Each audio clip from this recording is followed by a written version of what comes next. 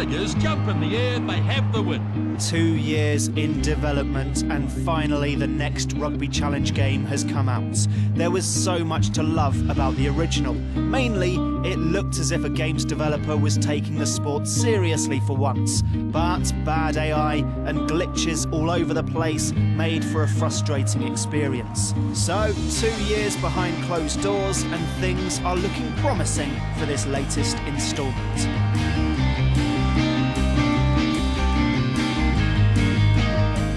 On the face of it, things are visually quite the same. No new cutscene animations or anything like that, but that's not a problem as Rugby Challenge is still a great-looking game.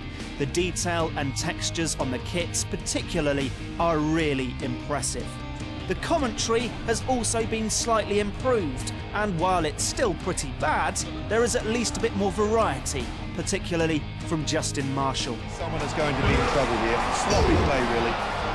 The menus have also seen a slight improvement, mainly by making them orange, and they're a bit quicker.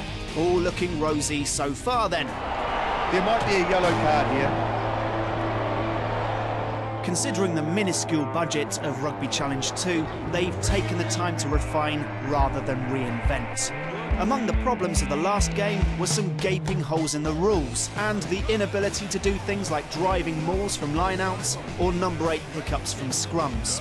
Now though, they are in, as is a new selection of strategies to set your defensive line, prepare your kicker, send runners on the right or left of breakdowns, and all sorts of other stuff.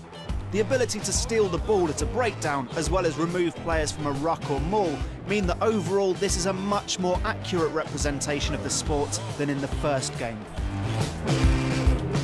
Unfortunately, all of these improvements are often undercut by some basic underlying AI problems that are a hangover from the first game.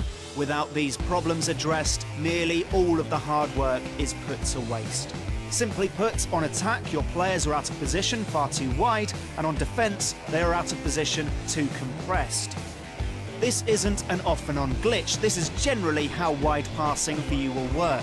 When this doesn't happen, you can create some truly glorious tries, but these are far too rare for it to be worth the frustration. Look at that, what run! Big dive for the corner, and that's a try!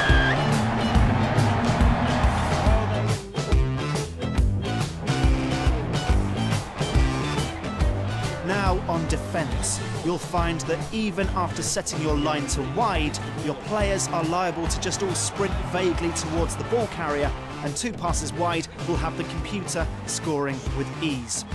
Rugby Challenge 2 is already the best rugby game for many years, perhaps even since Jonah Lomu Rugby in 1997. However, even back then this AI problem didn't exist, and Sidha's own rugby league games on the PS2 didn't have it either. So why it's a problem now is not just disappointing, but surprising. They were banking on getting this back, and now they have Advantage. Well, that is a bad mistake. Everywhere else, however, this still remains a really good game, and one rugby fans will genuinely enjoy playing. It's arcadey and a bit crazy, but it's fun and it's well licensed. With other vast improvements in the career mode, as well as including salary caps and other small touches of realism, this is an immensely improved game over the first Rugby Challenge. A wealth of customization is also available, so you can fiddle with the game settings to tailor it as much as possible to water down some of its problems, and also create and edit players and teams to your heart's content.